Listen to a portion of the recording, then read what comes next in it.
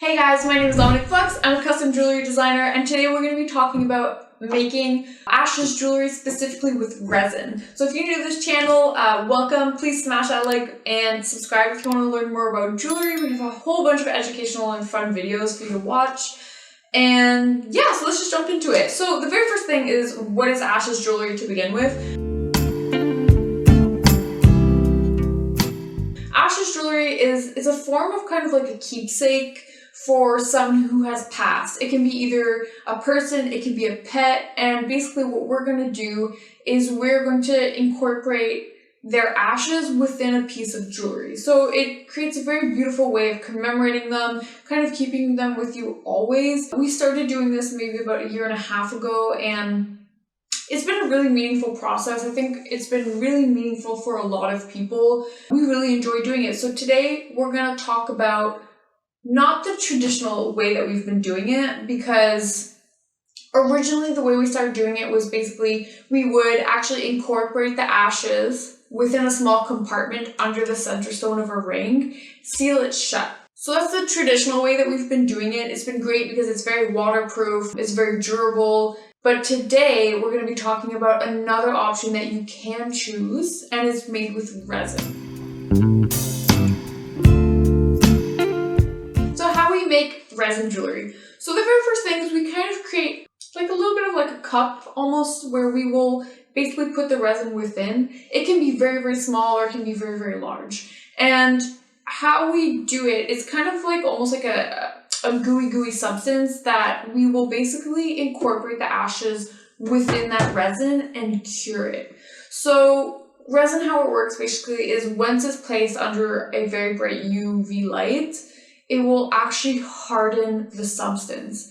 And it's a really easy, inexpensive way of making jewelry, because unlike the traditional enamel has to be basically compacted and it has to be baked. It's much more of a lengthy process than using resin or cold enamel.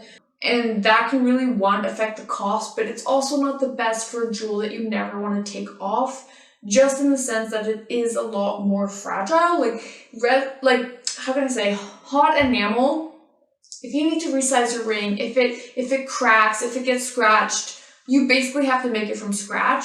Versus when you're working with resin, it's very easy to, let's say if you scratch it by accident really hard, it's really easy for us to just repolish it. We won't have to completely remake it.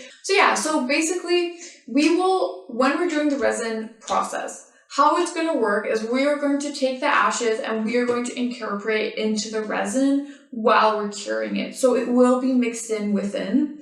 And yeah, so that's how it's made. It's a fairly simple process. So now we're going to go more into the options of what you can customize and what you can choose to make it like a little bit more of a personal touch. The very first thing is resin can be opaque or it can be translucent. So opaque means that it's going to be like a very saturated color. It's not going to be transparent. And this is something that you can choose based off of, let's say if you want to see the ashes or not.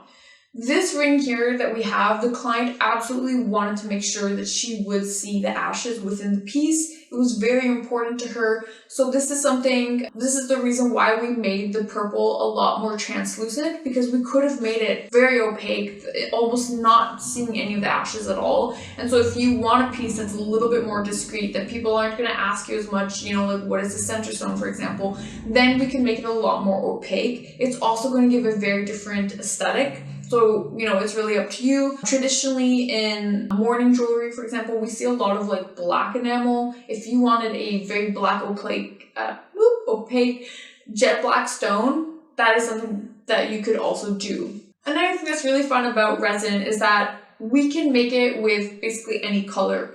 Of course, there might always be a slight discrepancy. Basically what we would recommend is you can send us a picture of a color off of Google that that's what you're aiming for, and we'll always try to match it. But we can get pretty close, generally speaking, so it's really fun way to have a more of a personal touch. Another thing is that in fine jewelry, we do have a lot of birthstones, and so you can also match the color of, you know, the person's or the pet's birthstone, we can reproduce that. So let's say if they're born in January, we can make it red like a garnet.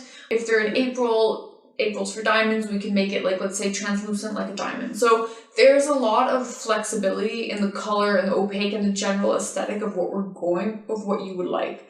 Another thing is the shape and the actual style of it. So we can make it basically any shape and any size. So if you want to have very small little accents of it all over the piece, we can do that. If you want to have a giant center stone, we can also do that. Resin is not an expensive material, and so basically what it's going to come down to is the cost in like time and labor.